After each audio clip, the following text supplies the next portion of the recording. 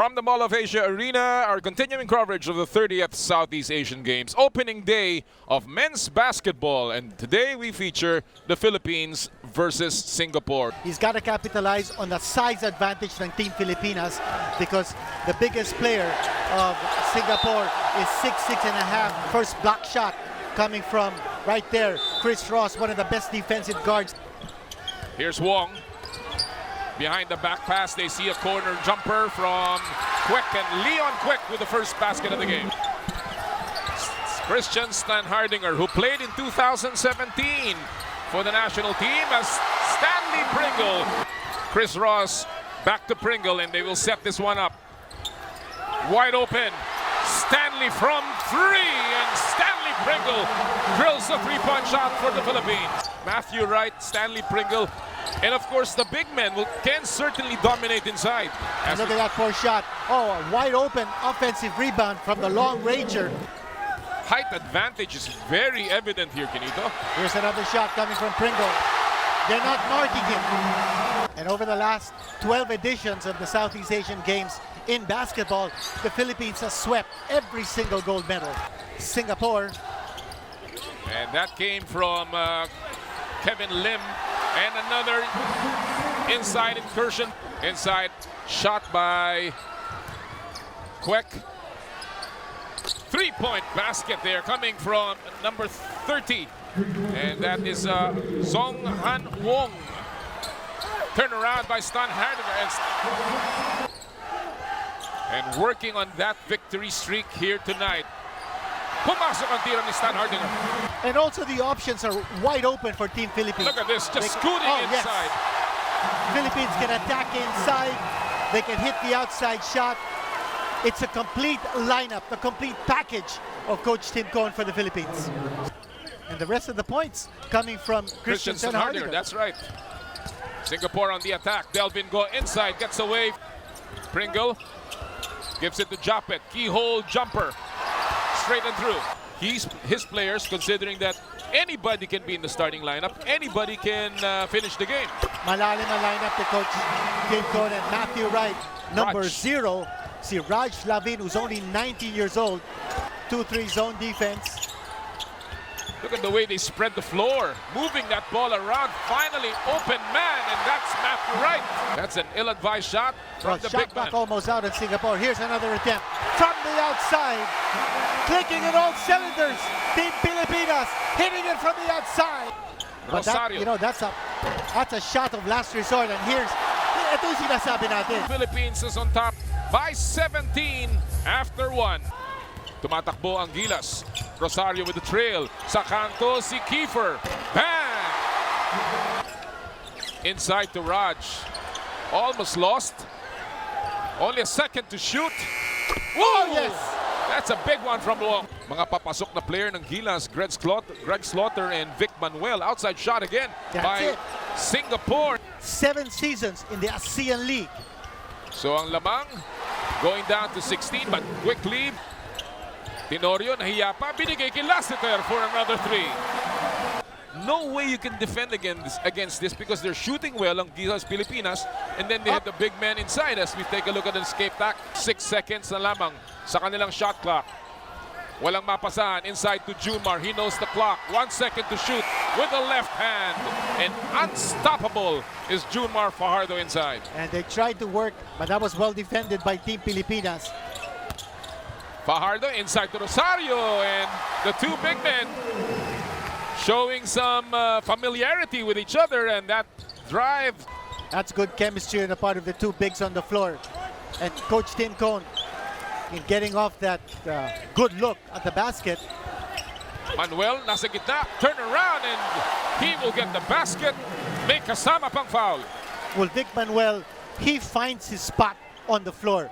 There's a tendency to be complacent and be very overconfident. But for Coach Tim Cohn, the reason why he's getting all the players to play different combinations. Here's Leon Quick turning around. Oh, what a difficult shot.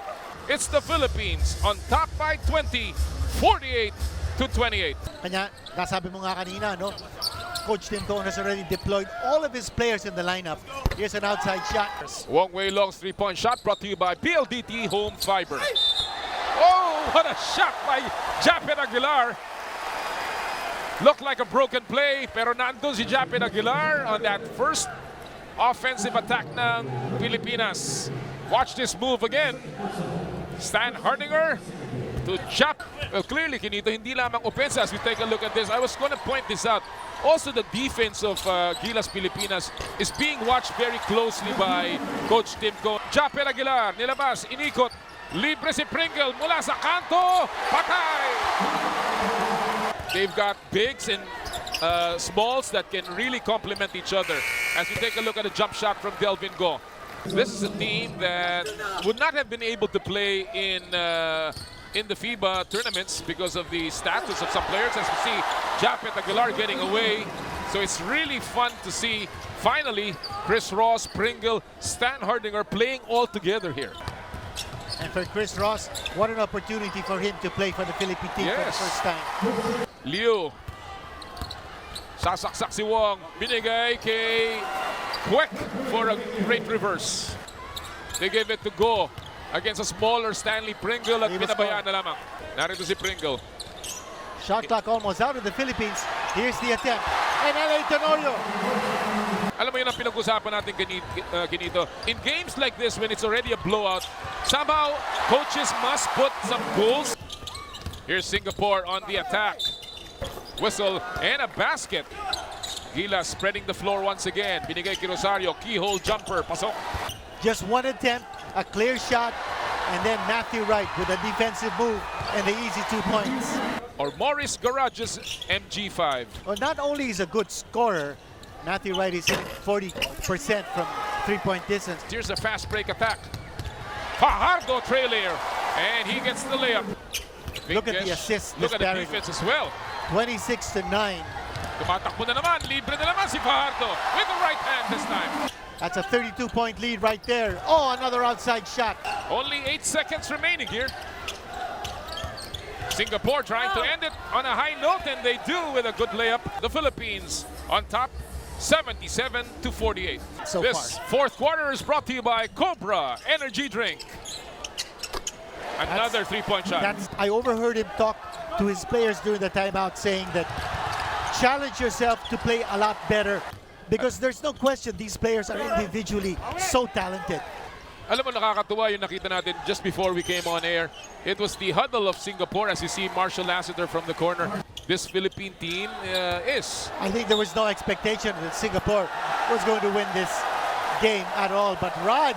2 gold medals in basketball sa pamamagitan ng 3x3 basketball, and that's a great pass inside. It's almost 21 or 21 to be exact in advantage as we see Greg Slaughter. Junmar Fajardo, now Rosario is in the game, playing the 3 position. Philippines already has 33 assists at this point. Nice pass. Raj Levin getting the finger roll. Easy shot. Something that's uncontested. And that's also a department that Philippines has to work on.